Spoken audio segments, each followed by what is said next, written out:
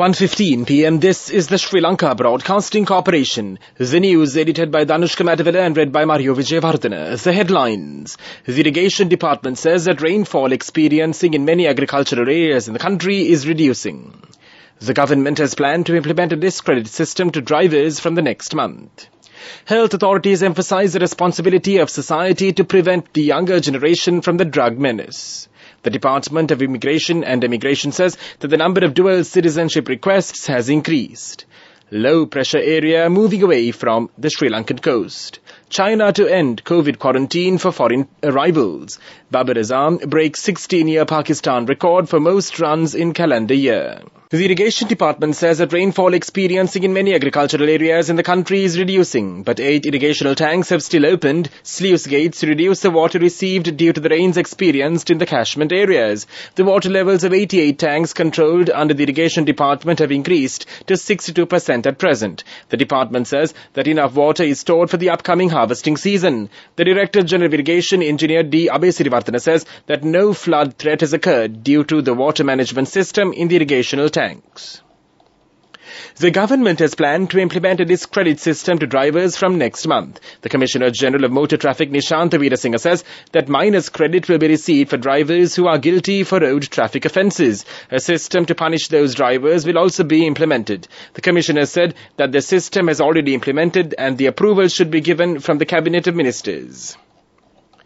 The Department of Immigration and Emigration says that the number of dual citizenship requests has increased. The department sources say that more than 5,400 applications have been received during the year 2021. Most of them are from Australia. Others are mainly from the US, Canada, Italy, Sweden, New Zealand and France.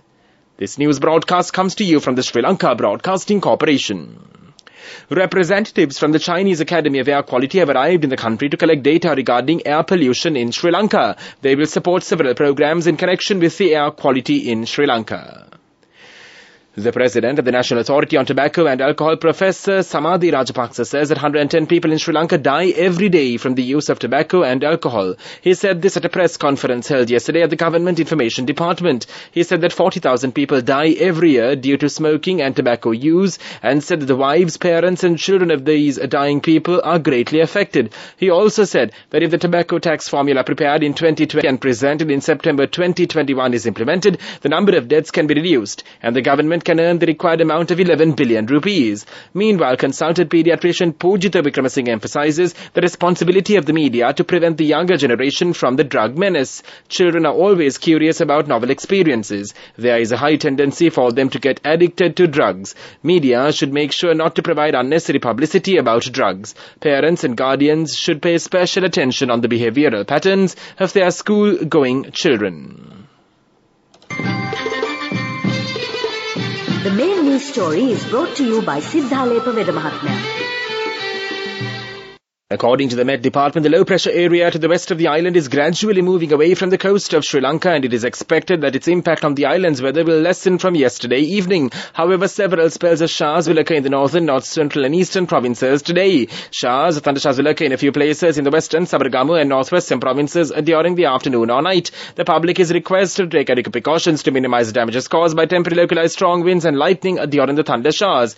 Naval and fishing communities are requested to be vigilant while engaging in marine activities in the sea areas off the coast extending from Colombo to Matra via Galle. The sea areas off the coast extending from Puttalama to Galle via Colombo may be rough at times. Temporarily strong gusty winds and very rough seas can be expected during the thunder showers. The main news story was brought to you by Siddhalepa Vedamahatmya. Watch Life is brought to you by Let's celebrate Christmas and New Year with CIB, with special gifts, discounts and easy payment schemes available till 31st of December. Come to CIB today. The Public Utilities Commission of Sri Lanka has approved power cuts of 2 hours and 20 minutes this week. The PUCSL said the power cuts will be enforced from today to Friday. The power cuts will be implemented for groups A to L and P to V and W during this period. A power cut of 1 hour will be enforced during the daytime, while a power cut of 1 hour and 20 minutes will be enforced at night. Let's celebrate Christmas and New Year with CIB, with special gifts, discounts and easy payment schemes available till 31st of December. Come to CIB today. World News,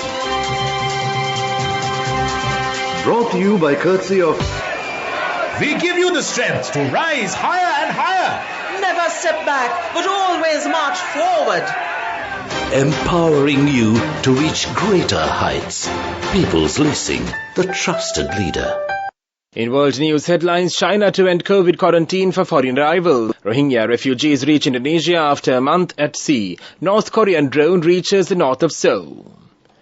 China has announced that its requirement for travellers arriving in the country to go into quarantine will end on the 8th of January. The measure is the latest in a series of restrictions to be lifted as China abandons its zero-COVID policy. China is seeing an explosion in COVID-related infections and medical workers have said they are struggling to cope. In his first comments on the changes, President Xi Jinping urged officials to do what was feasible to save lives. State media quoted him as saying the country faced new situations demanding a more targeted response. China has stopped publishing COVID statistics, but it is thought thousands of people may be dying every day. A boat carrying more than 180 Rohingya asylum seekers, which has been drifting without power for weeks, has been allowed to land some of the passengers in the Indonesian province of Aceh. This is the second boat carrying Rohingyas to have arrived in Aceh in the past 2 days. Another boat with 180 on board is thought to have sunk in early December, NGOs and family members say. The Rohingya are a persecuted ethnic minority in their home in Myanmar. More than 1 million now live in overcrowded camps in southern Bangladesh, following a campaign against them by the Myanmar military, which the UN believes could amount to a genocide. South Korean military officials say North Korea has flown 5 drones across their mutual border. The unmanned aerial vehicles violated South Korean airspace in the border areas around Gyeonggi province, said the country's Joint Chiefs of Staff. One drone flew all the way to the northern edge of the capital Seoul before returning across the border. Jets and attack helicopters were deployed, but 100 rounds fired from helicopters failed to shoot them down. A South Korean military official said they had since lost track of all the drones, but that they were no longer in flight. And now the main points of the world news segment once again. China to end COVID quarantine for foreign arrivals. Rohingya refugees reach Indonesia after a month at sea. North Korean drone reaches the north of Seoul. That was world news. World News. Brought to you by courtesy of... Amidst all challenges, we will rally around you and advance. In the face of hardships, let's stand strong together. Empowering you to reach greater heights. People's Leasing, the trusted leader. Development News.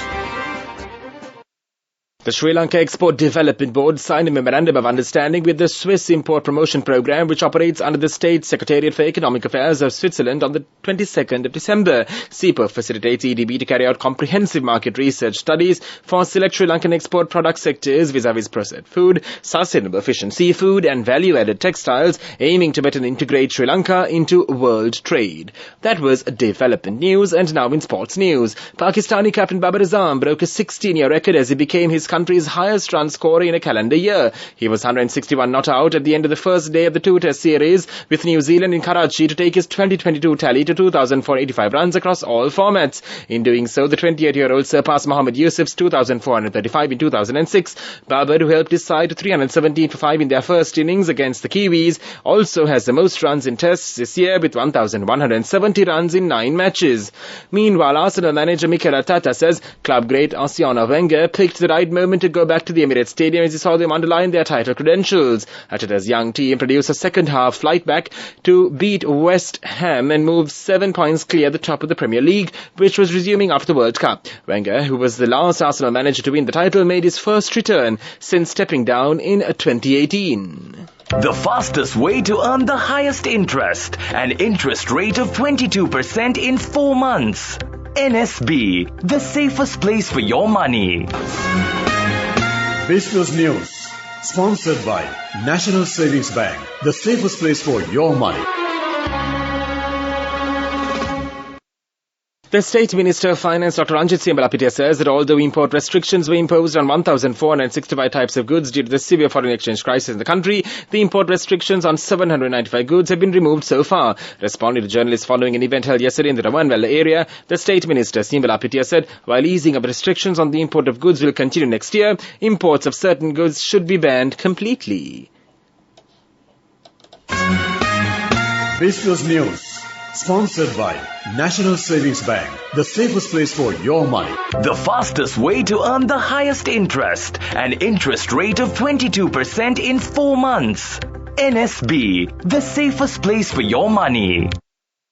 And now in economic news, Minister Prasanna Ranatunga says the development projects implemented by the local government agencies which have been temporarily stopped in the current economic situation will be restarted from January. The minister also said that a program to get equipment for school children who are unable to get school equipment due to the current economic situation and special projects to improve the nutritional status of children from low-income families are being implemented by local authorities.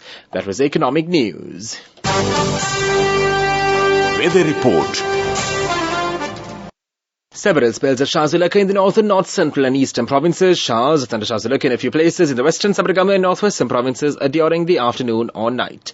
That was the weather report, and now the headlines of this news broadcast once again. The Irrigation Department says that rainfall experiencing in many agricultural areas in the country is reducing. The government has planned to implement a DEC credit system to drivers from next month.